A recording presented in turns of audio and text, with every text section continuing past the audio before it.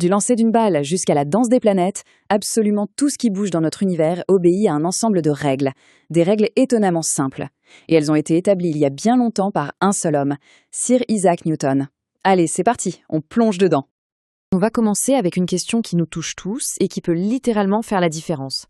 Comment un simple morceau de tissu, la ceinture de sécurité, peut avoir un pouvoir aussi incroyable?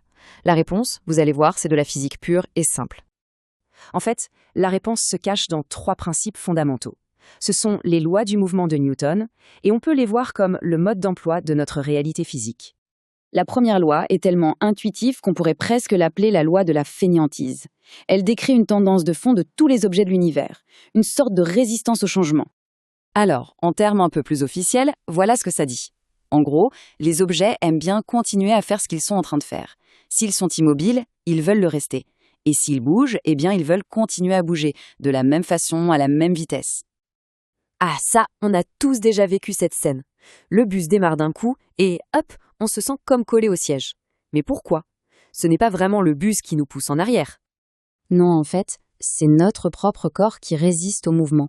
Cette fameuse fainéantise, cette résistance au changement, porte un nom scientifique, l'inertie. Le bus, lui, il avance, mais notre corps, à cause de son inertie, essaye de rester exactement là où il était une seconde avant. Et l'inertie, elle est absolument partout. C'est pour ça qu'un ventilateur ne s'arrête pas net, ou qu'une fusée peut voyager sur des distances folles dans le vide sans allumer ses moteurs. Les objets continuent simplement sur leur lancée. D'accord, si tout a tendance à continuer sur sa lancée, comment on fait pour changer les choses? Pour démarrer, pour s'arrêter, pour tourner? C'est justement là qu'intervient la deuxième loi, qui est en quelque sorte la loi du changement. Mais avant de parler de force, il faut parler de ce qu'elle modifie, la quantité de mouvement.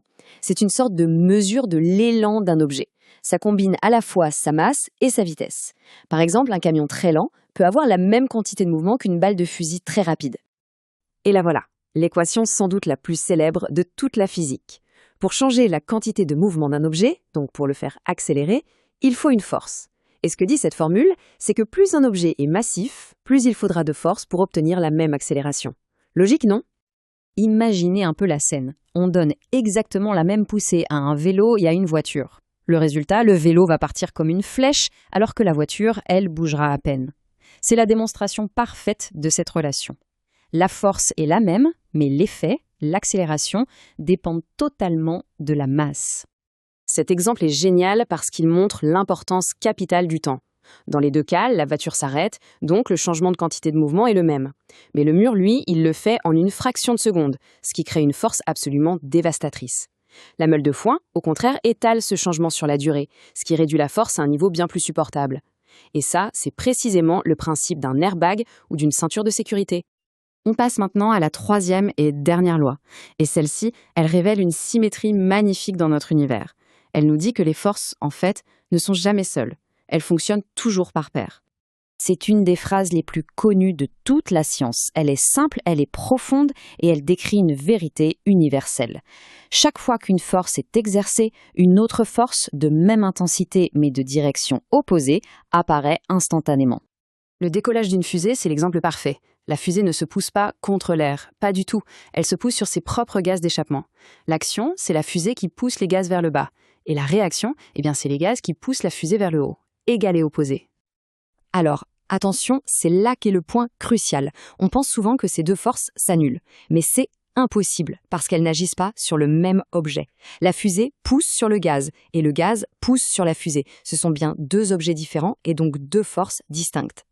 Allez, une petite question pour tester l'intuition. On imagine tous le résultat de la collision, les dégâts. Mais si on parle des forces, est-ce que le camion, qui est beaucoup plus lourd, exerce une force plus grande sur la voiture? Eh bien, la réponse, d'après la troisième loi, est assez surprenante. Les forces sont rigoureusement égales.